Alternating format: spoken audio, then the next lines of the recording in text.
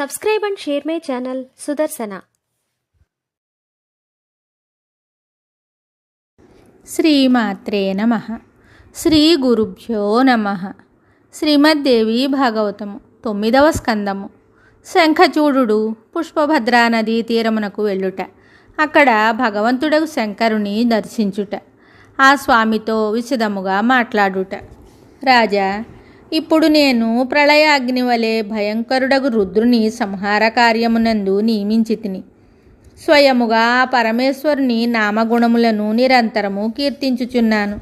దీనివలన మృత్యువు నా మీద తన ప్రభావమును చూపలేదు. ఈ జ్ఞాన మహిమతో నేను సదా నిర్భయుడునై ఉందును. గరుడుని వలన సర్పములు భీతి చెందునట్లు మృత్యువు కూడా మృత్యుభయమును పొందును. నారద, ఆ సమయమున సర్వేశుడు భగవంతుడగు శంకరుడు సభామధ్యమున విరాజమానుడై ఉండెను. మిగుల ఆసక్తితో తన సకల భావములను ప్రదర్శించుచు శంఖచూడునితో ఇట్లు పలికి ఆ స్వామి మౌనమును వహించెను. అప్పుడు దానవరాజు అతని మాటలను విని ఆ ప్రభువును మిక్కిలి ప్రశంసించెను. మధురమైన మాటలతో వినయపూర్వకముగా తాను చెప్పడం మొదలుపెట్టాడు. శంఖచూడుడు చెప్తున్నాడు, భగవాన్, మీరు చెప్పినదంతయు ఎప్పుడునూ వేరుగా భావించదగినది కాదు. కానీ నాది కూడా కొంత నివేదన కలదు. దానిని కృపతో చిత్తగించండి. ఇప్పుడే మీరు జాతిద్రోహమున మహాపాపము కలుగునని సెలవిచ్చారు. అది సరి అయినదే. నేను బలిచక్రవర్తి యొక్క సకల ఐశ్వర్యములను పాతాళము నుండి తీసుకొని వచ్చి తిని, అందువలన దీని మీద నాకు సంపూర్ణ అధికారము కలదు.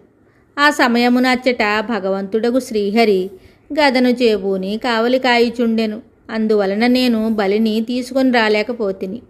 పరబ్రహ్మ పరమాత్ముడు ప్రకృతి స్వరూపుడు ఈ విశ్వము ఆ స్వామి మనోరంజనమునకు సాధనము. ఆ ప్రభువు ఎవరికెప్పుడు ఏ సంపదలను ప్రసాదించునో అవి వారి సంపదలుగానే తలంపబడును. ఈ వైభవముల విషయమున దేవదానవుల మధ్య ఎప్పటి నుండియో వాద వివాదములు జరుగుచున్నవి. దీనికెప్పుడునూ అంతము లేదు. సమయానుకూలముగా ఒకసారి వారు గెలుస్తున్నారు, మరొకసారి ఓడిపోతున్నారు. అట్లనే మేము కూడా సమయానుకూలముగా గెలుపు ఓటములను చవిచూస్తున్నాము. కనుక మా ఇరుపక్షముల శత్రుత్వమునందు మీరు కల్పించుకొనుట సముచితము కాదని తెలియచున్నది. మీరు మా ఇరువురిని సమానముగా చూచెదరు. బంధువువు, ఈశ్వరుడవు, పరమాత్ముడవు.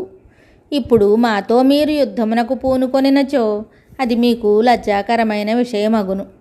మేము విజయమును పొందినచో మా కీర్తి ఇంకనూ అధికముగా వ్యాపించును. పరాజితులమైనచో మా కీర్తికి కొంత కళంకము వచ్చును. మునీంద్ర, శంఖచూడుని మాటలను విని భగవంతుడగు త్రిలోచనుడు నవ్వసాగాను. తరువాత ఆ దానవేంద్రునకు సముచితమైన సమాధానమిచ్చుటకు ఆ ప్రభువు ప్రారంభించాను. మహాదేవుడు చెప్తున్నాడు, రాజా, మీరు కూడా బ్రహ్మవంశజులే కదా. మీతో యుద్ధము చేసిన నేను సిగ్గుపడవలసినదేమున్నది?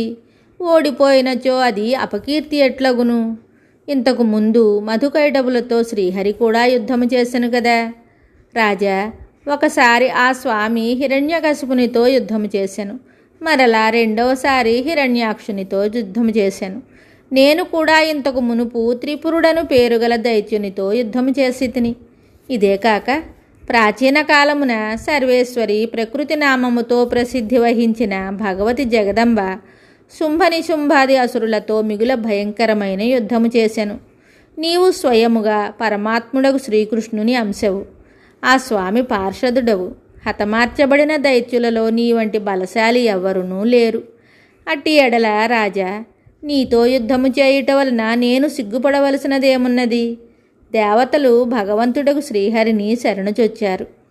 అప్పుడే ఆ స్వామి నన్ను నీ దగ్గరికి పంపెను. అందువలన దేవతల రాజ్యమును తిరిగి వారికి ఇచ్చివేయము. ఇది నా నిశ్చిత అభిప్రాయము, నీకు తెలిపితిని. దానికి సమ్మతించనిచో ప్రసన్నుడవై నాతో కథనమనర్చుటకు సంసిద్ధుడవు కమ్ము. ఇప్పుడు అధికముగా మాట్లాడి శబ్దములను దుర్వినియోగము చేయుట వలన ప్రయోజనమేముంది? నారద, ఇట్లు పలికి భగవంతుడగు శంకరుడు మౌనమును వహించెను. అప్పుడు శంఖచూడుడు కూడా తన మంత్రులతో కూడి వెంటనే అక్కడ నుండి లేచి వెళ్ళిపోవుటకు సంసిద్ధుడయ్యను. శుభం. Subscribe and share my channel Sudarsana.